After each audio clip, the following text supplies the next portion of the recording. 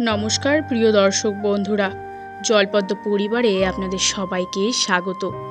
আজকের কাহিনী একদমই আলাদা। আসুন জেনে নিই আজকের কাহিনী। সোনার ঝাঁটা দিয়ে ঝাড় দেওয়া হয় রথের আগে।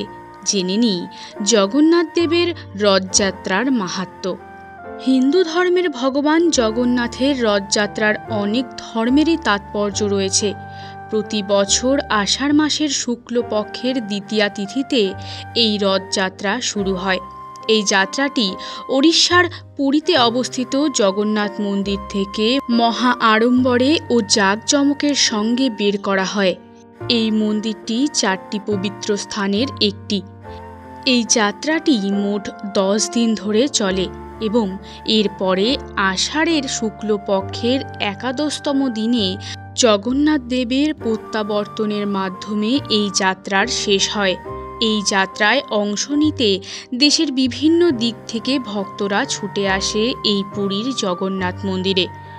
এই পুরীর জগন্নাথ দেবের সঙ্গে যিনি শ্রীহরি বিষ্ণুর অষ্টম অবতার, তার বড় ভাই বলভদ্র এবং বোন সুভদ্রাও জগন্নাথ মন্দিরে পূজিত হয়।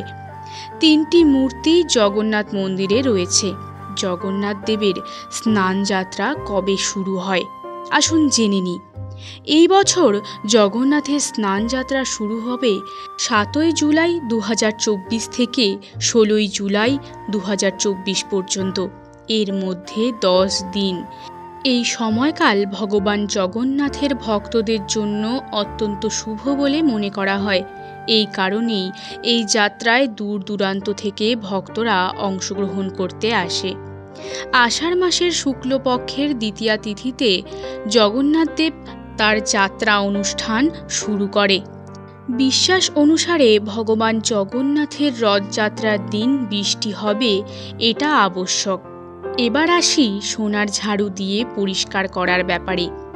বিশ্বাস অনুসারে জগন্নাথের রথযাত্রা শুরু হওয়ার পর থেকেই রাজাদের বংশধরেরা ঐতিহ্যগতভাবে রথযাত্রার সময় রথের সামনে ঝাড়ু দিয়ে থাকেন।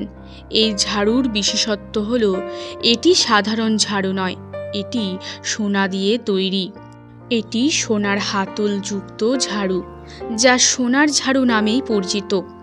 এরপর মন্ত্র উচ্চারণের মাধ্যমে শুরু হয় রথযাত্রা। বিশ্বাস করা হয় যে এই নিয়ম মেনেই চলে ভক্তদের জীবনে সুখ, সমৃদ্ধি, গৌরব এবং জ্ঞান ও মোক্ষ আসে। 100 যজ্ঞের সমান পূর্ণলাভ হয় এই সময়। জগন্নাথ দেবের রথযাত্রায় ভক্তদের মধ্যে বিশ্বাস করা হয় যে এই শুভ রথযাত্রায় অংশগ্রহণ করলেই নাকি ভক্তরা 100 যজ্ঞ করার সমান ফল লাভ করেন। মনে করা হয় এই রথযাত্রায় স্বয়ং ভগবান জগন্নাথ তার ভক্তদের মধ্যে অধিষ্ঠান করেন।